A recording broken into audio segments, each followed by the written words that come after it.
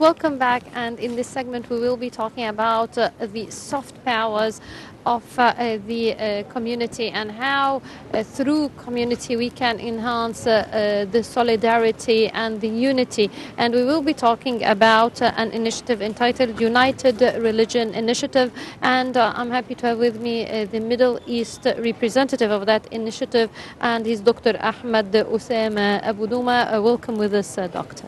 My pleasure being with you. Dr. Ahmed, welcome to Nile Cruise, and tell us more about this United Religious Initiative. It's a global initiative. We have our representatives all over 100 countries worldwide. We have in the MENA region, Middle East and North Africa, a lot of cooperation circles with non-governmental organizations.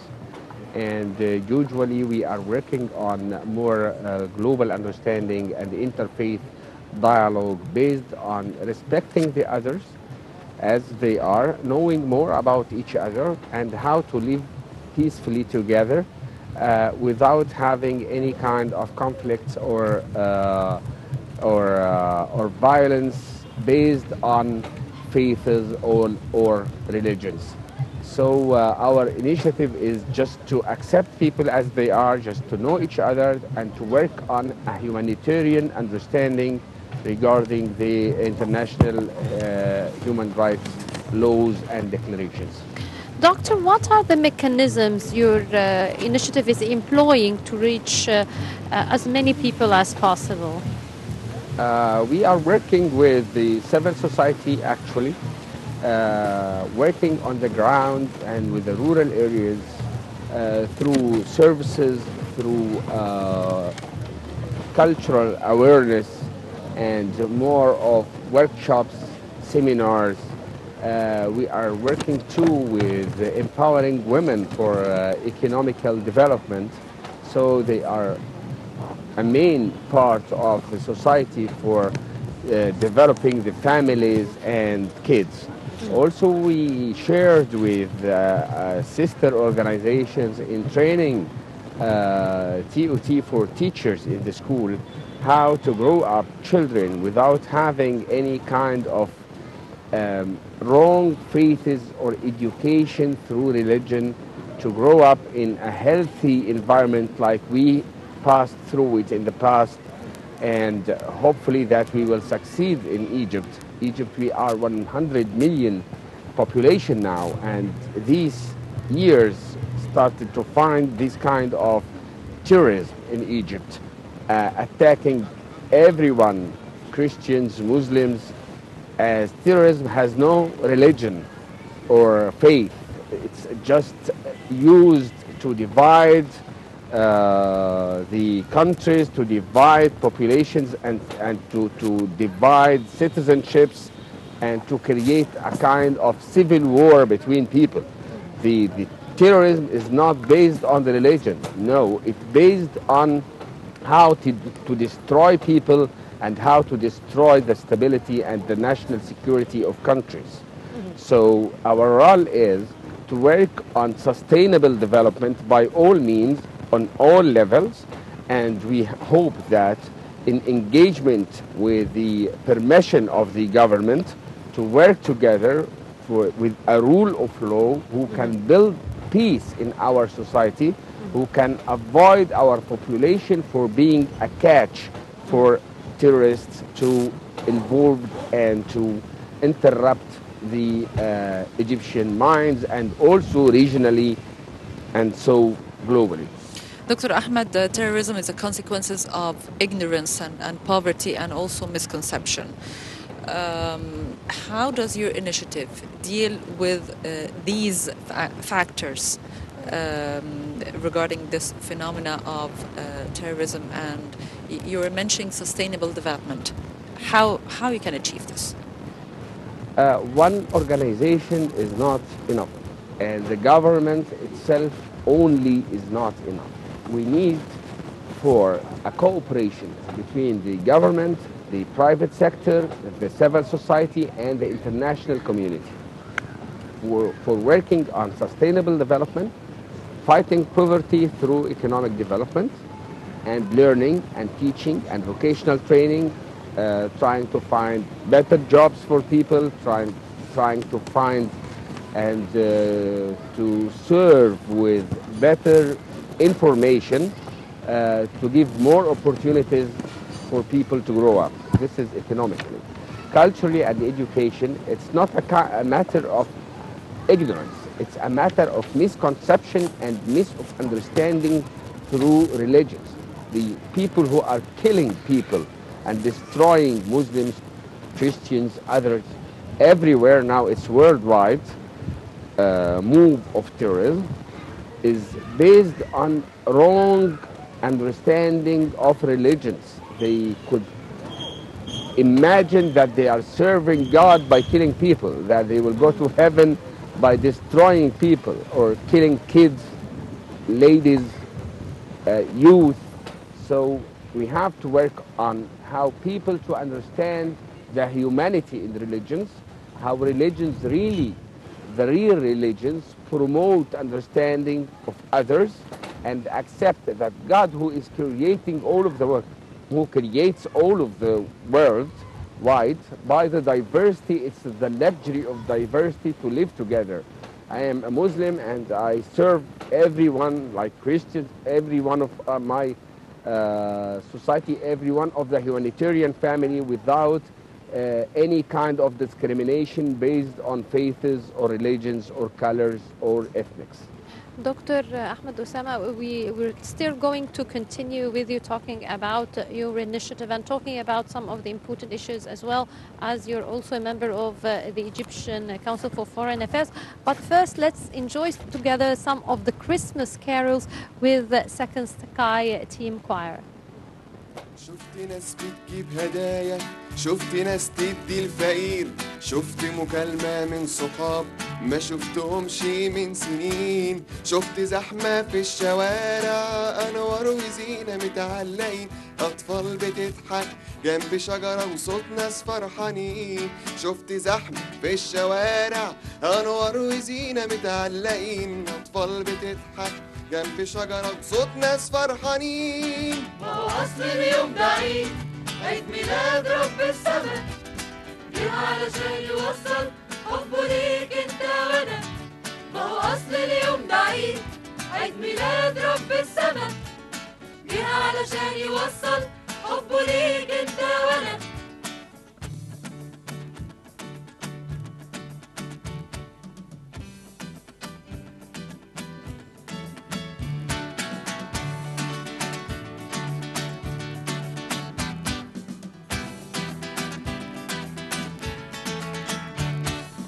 أصل اليوم ده عيد، عيد ميلاد رب السما، جه علشان يوصل حبه ليك انت وانا.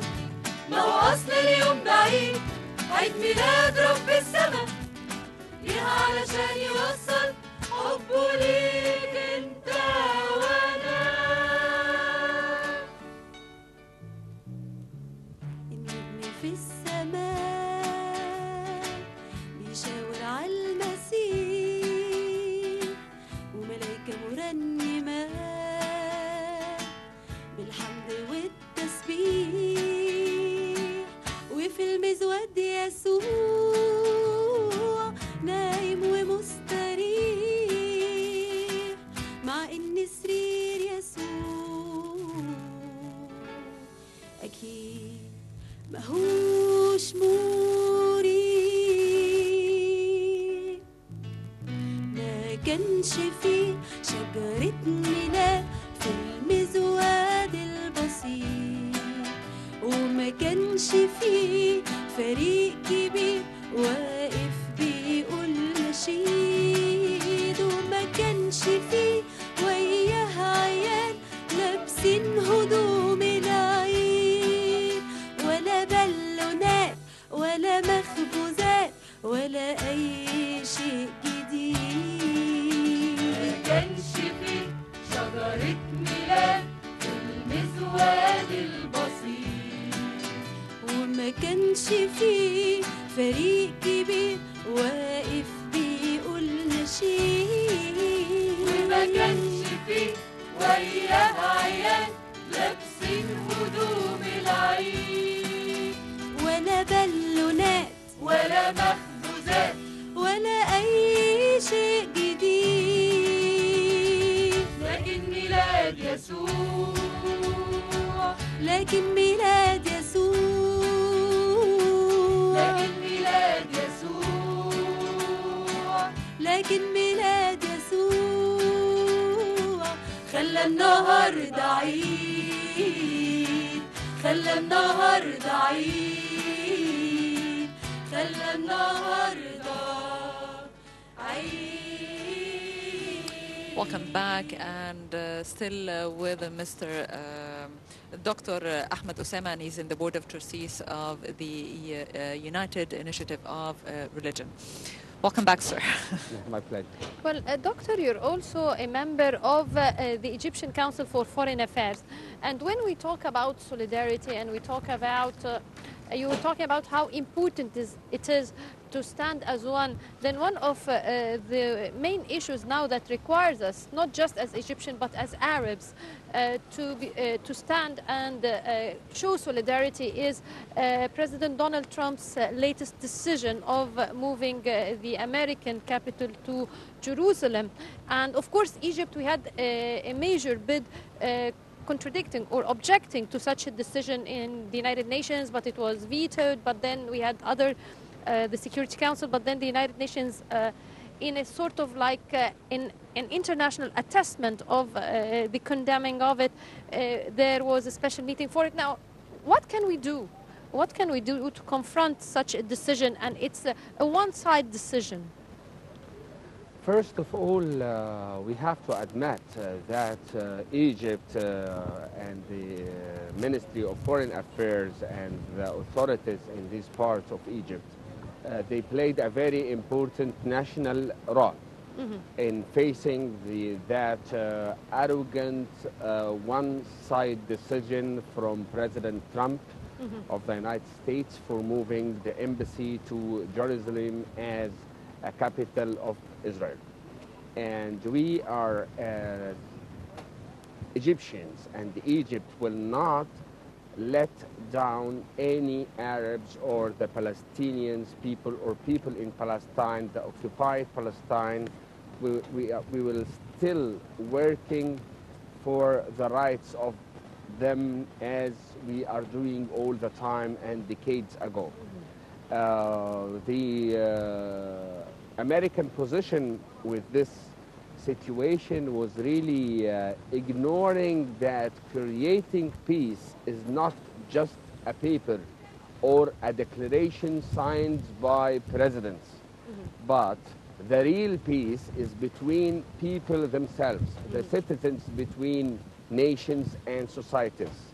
And all of the Egyptian efforts and the Arab world, and supported by 14 members of the Security Council in the United Nations, supported the decision, refused the American decision. And I think that also the encouragement of Egypt through the United Nations community and 128 countries decided and voted against this decision is a matter of awareness of the situation will not be solved this way. And using the arrogance of power or violence against kids and girls and youth by this way is against humanity itself. We are looking for peace and looking also for rights, and Jerusalem to be, and it's already, there are a lot of declarations in the United Nations itself to deal with Jerusalem as a special case and a holy land for all parts. Same time, we can't ignore the right of Arabs and the right of Palestine in this area as a capital for them. So there are no peace without having a solution of two states and the capital of and Palestine as its capital will be Jerusalem, East Jerusalem. the West. Yes. Yes. Sir, what are the tools and the means that you use in order to boost your initiative? Through us, we are a part of the public diplomacy. We are not a political initiative for the URI, for the United Religions Initiative. With our Egyptian Council for Foreign Affairs, we submit a declaration, I think, with the 6th of December, the past month. We condemn the situation of the American presidential decision, and we are against it. And we declared our position clearly, and I think any Egyptian will not accept this kind of arrogance power in dealing with solving a very critical historical conflict in the Middle East. Actually, this conflict, we know that the international policy with the United States all the time it's biased for Israel. But they were a bit balancing between economical development and supporting development in Egypt and the Middle East, and we can't ignore their strategic partnership for a long time with Egypt. But now, if we will talk about we need mediators to work on peace building, and I think it will gonna happen. Once a day, now it's very complicated, but nothing is impossible. And maybe 2018 and this coming years will find a better situation for us. Just people, they have to stand for themselves peacefully, without violence. We have to allow everybody to know that terrorism is not from Egypt or from Muslims or from Arabs. We are not terrorists. We are not terrorists. We are not attacking any nation. Our lands is a lands of civilization, this Nile and our history and the ancient Egypt and in the Middle East. Everybody knows this. If they will read about our history, they will know, and we have to work on it through media, through our public diplomacy, through the government, through the Ministry of Foreign Affairs, through the engagement and the united of Egypt. Egypt will not be broken this way. And this terrorism in Egypt against Muslims, Christians, whoever, will make us more solid and more united, because we know the value of our country, we know the value of our people, we respect each other, it's Egyptian blood, and we are against killing or blood everywhere for no reason. All of the innocent people, they have no crimes is done to be killed this way and to destroy their lives. So we have a lot to do together, not only the civil society, not only think tanks, not only the government, not only the private sector, but we need also, as we appreciate the position of the EU, for instance, all of the European countries, by Germany and others, all of them were supporting the Egyptian initiative during the Palestinian, the presidential American decision. And also we need an Arab solidarity to rethink and re-evaluate the situation and to work on it with a vision and strategically to find solutions and to open direct relations with the authorities, with the governmental communities, and I think we will find a way, and peace is not impossible if we have justice. So no peace without justice. Peace is not a piece of paper or declarations between presidents or prime ministers or whoever. Peace is a lifestyle, peace is a feelings, peace is a fact. If we don't have peace, so come on, what we are talking about.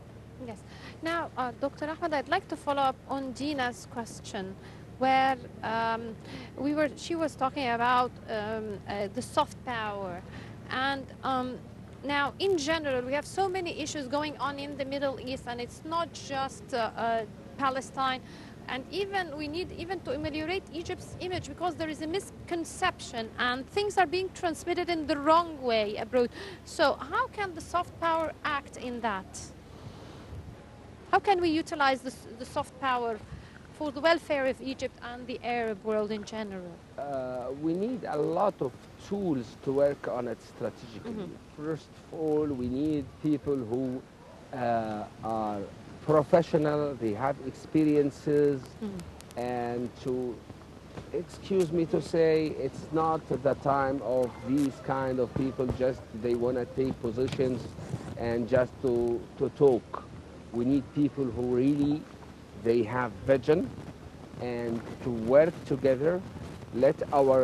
I hope our governments everywhere will use the talented people in our countries to play a role, because it's not difficult, it's not impossible, it's difficult, but it will be easier if we took the right direction. Don't waste our efforts or our talents by getting them out of the equation. We need to reach this soft power. We need to use it by working on it professionally, seriously, in time. Delaying in using with actions bring us a lot of troubles, while we are postponing dealing with it until we have a disaster. So what's needed is to work in time hardly, day by day, time by time, to move on. Like, for instance, we left the ground for the radicals and for the terrorism and the extremists to work on the ground long time ago, decades. So they involved everywhere. So now we are talking about re-changing or renewing our religious speech. No, we need to rethink, and we have already a lot of authors, a lot of luxury of ideas, books, writers. We have it. Well, Dr. Ahmed Osama, a Global Board of Trustees of United Religion Initiative, thank you very much for joining us. Thank you very much. Thank you. And now we will be enjoying more songs, more Christmas songs by the Second Sky Team Choir, and they called it Midley. And now let's enjoy it together.